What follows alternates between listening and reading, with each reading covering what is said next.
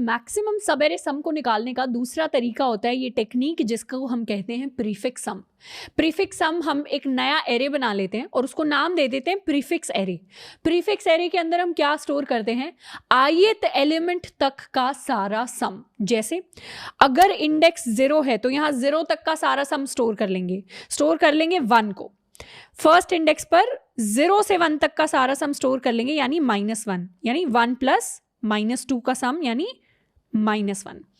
अब second index पर store कर लेंगे 1 प्लस -2 प्लस 6 यानी 5। 3 पर हम स्टोर कर लेंगे यहां से लेकर यहां तक का पूरा सम यानी 4। 4 पर हम स्टोर कर लेंगे 0 से लेकर इंडेक्स 4 तक का पूरा सम यानी कि 7। तो इस तरीके से एक प्रीफिक्स सम नाम का हमने एरे बना लिया है जिसके अंदर सारे प्रीफिक्स सम है।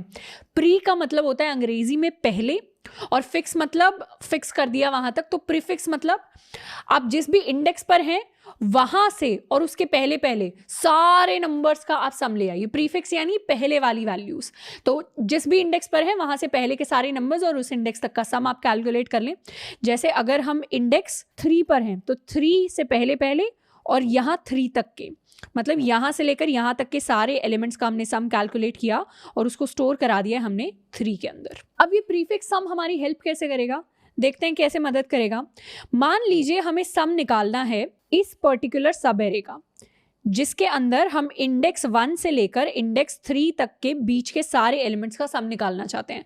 तो इसमें सब एरे हमारे पास आ जाएगा क्या, -2, 6 और -1।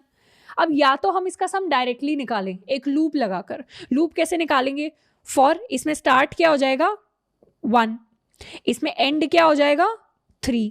तो लूप के अंदर हम स्टार्ट से लेकर एंड तक जाएंगे। स्टार्ट से लेकर एंड तक जाएंगे, पहले -2 में ऐड करेंगे 6 को, फिर ऐड करेंगे उसमें -1 को।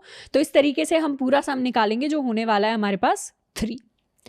लेकिन इसका एक पैरेलल तरीका भी हो सकता है। अगर हम इस प्रीफिक्स सम को यूज करने की सोचें तो इससे हम सम कैसे निकालेंगे, इससे हम सम ऐसे निकालेंगे कि prefix of and minus prefix of start -1, ये वाली जो चीज है ये हमारे पास क्या होगी, प्रीफिक्स और ऑफ एंड क्या है, प्रीफिक्स ऑफ 3। तो प्रीफिक्स ऑफ 3 है 4 माइनस प्रीफिक्स ऑफ स्टार्ट -1। तो स्टार्ट तो ये हो गया, -1 है यहां पर, स्टार्ट -1 यानी प्रीफिक्स ऑफ 0 हो गया हमारे पास 1। आंसर क्या आया, आंसर आया 3 विच इज द सेम, दोनों का आंसर सेम है। तो बेसिक सी चीज क्या आई कि प्रीफिक्स एरे ने हमारा जो पूरा लूप था जिसकी हेल्प से हम सारे नंबर्स का सम कैलकुलेट करते थे सब एरे में, उस लूप को कंप्लीटली हटा दिया। और अब हमें क्या करना है, अब हमें उस लूप की जगह ये छोटा सा फॉर्मूला अप्लाई करना है जिससे वही आउटपुट आएगा जो वो लूप हमें दे रहा था। तो लूप तो हट गया पर ये एक सिंगल लाइन हमें लिखनी पड़ेगी जिसकी वजह से क्या होगा, हमें कम टाइम लगेगा। लूप ज्यादा टाइम लेता है और सिंगल स्टेटमेंट कम टाइम लेती है कोड में, इसीलिए हमारा कोड जो है अब फास्टर हो जाएगा। तो कौन सी सिंगल लाइन हमें लिखनी है, इस सिंगल लाइन को थोड़ा सा हाईलाइट कर लेते हैं। जो सिंगल लाइन हमें लिखनी है वो है prefix of and minus prefix of start -1। और ये जो स्टार्ट -1 है ये पूरा का पूरा एक इंडेक्स है और ये एंड एक इंडेक्स है। और प्रीफिक्स हमें पता ही है कैसे कैलकुलेट करना है। प्रीफिक्स शुरुआत में कैलकुलेट कर लेंगे, एक लूप लगा लेंगे, पहले इस एलिमेंट का कैलकुलेट कर लेंगे, फिर अगले वाले का प्रीफिक्स क्या होगा, दिस प्लस ये वाली चीज। तो यहाँ पे -1 आ जाएगा। अगले वाले का प्रीफिक्स क्या होगा, -1 प्लस इस इंडेक्स पर यहां पर जो भी है 6, तो ये हो जाएगा 5।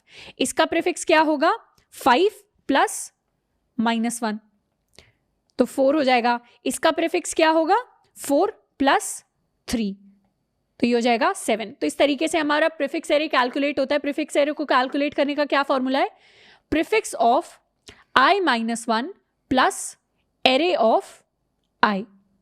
तो पुराना जितना भी प्रीफिक्स ऑफ i-1 क्या दिखाता है हमें, प्रीवियस सम, यानी मुझसे पहले वाले इंडेक्स तक जितने भी सारे एलिमेंट्स का सम आया है उसमें मैं क्या कर दूं, अपना सम भी ऐड कर दूं, तो पहले वाले सारे एलिमेंट्स का सम प्लस उसमें मेरे इंडेक्स पर स्टोर्ड एरे में वैल्यू, तो वो सारा का सारा मेरे वाले इंडेक्स तक सारा का सारा सम मेरे पास कैलकुलेट होकर आ जाएगा, जो हम प्रीफिक्स एरे में स्टोर करा देंगे।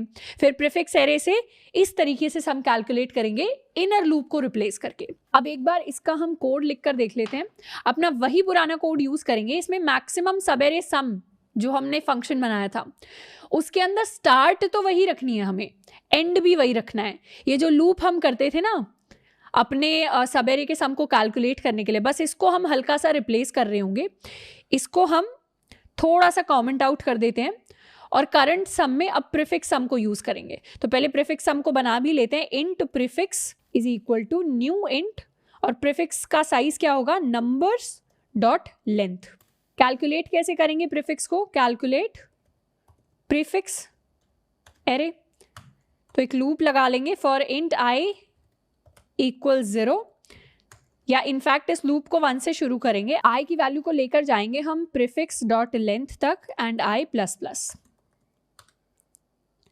अब प्रीफिक्स ऑफ 0 तो पता ही है क्या होता है, प्रीफिक्स ऑफ 0 होता है हमारा नंबर्स ऑफ 0, यानी 0th इंडेक्स तक कितना सम है, सिर्फ 0 वाले एलिमेंट का सम है, क्योंकि उससे पहले कोई एलिमेंट ही नहीं है, इसीलिए इस लूप को हमने 1 से शुरू किया है। तो prefix of i is equal to prefix of i minus 1, पहले वाले सारे एलिमेंट्स का सम प्लस उसमें करंट एलिमेंट का सम, तो यहां पर आ गया नंबर्स ऑफ आई। ये हमने कैलकुलेट कर लिया प्रीफिक्स। अब स्टार्ट हमने निकाल लिया सब एरे का, एंड हमने निकाल लिया सब एरे का, पहले वाली टेक्निक की हेल्प से। करंट सम कैसे निकालेंगे, करंट सम को निकालने के लिए इस बार करंट सम प्रिंट नहीं करेंगे, सिर्फ मैक्सिमम सब प्रिंट करेंगे। करंट सम हमारा हो जाएगा prefix of and minus prefix of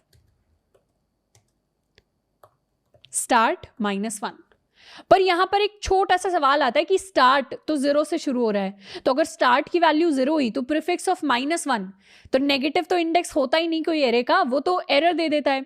तो यहां पे अगर स्टार्ट की वैल्यू 0 हुई तो उस केस में क्या होना चाहिए, अगर स्टार्ट की वैल्यू 0 है, इफ यहां कंडीशन लगा देते हैं, स्टार्ट अगर इक्वल टू 0 है, तो टर्नरी ऑपरेटर में क्या करेंगे, तो करंट सम बन जाएगा सिर्फ प्रीफिक्स ऑफ एंड,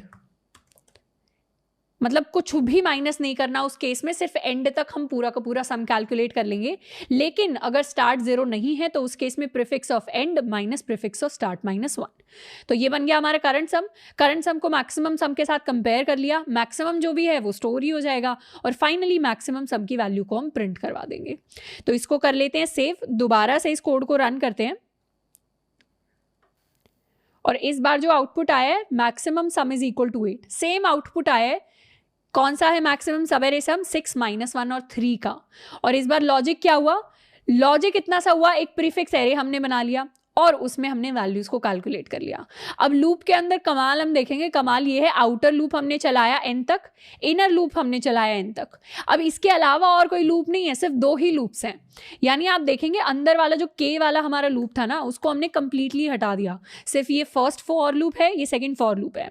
इससे क्या पता चला, इससे पता चला जब 2 ही लूप्स हैं, दोनों n तक चल रहे हैं, तो पहले टाइम कॉम्प्लेक्सिटी थी n3, 3 लूप्स थे, अब टाइम कॉम्प्लेक्सिटी हो गई n², क्योंकि 2 ही लूप्स हैं। अब 2 लूप्स चल रहे हैं तो कम टाइम लग रहा है कोड को। तो यहाँ पे जो हम टाइम कॉम्प्लेक्सिटी कहेंगे प्रीफिक्स सम के साथ, वो होने वाली है हमारे कोड के लिए big of n², which is less than big of n³, जो हमारी नॉर्मल ब्रूट फोर्स अप्रोच में आई थी। तो मतलब ये एक ऑप्टिमाइज सॉल्यूशन है। अब इससे भी ज्यादा एक ऑप्टिमाइज सॉल्यूशन होता है और उसको हम कहते हैं कडान्स एल्गोरिथम।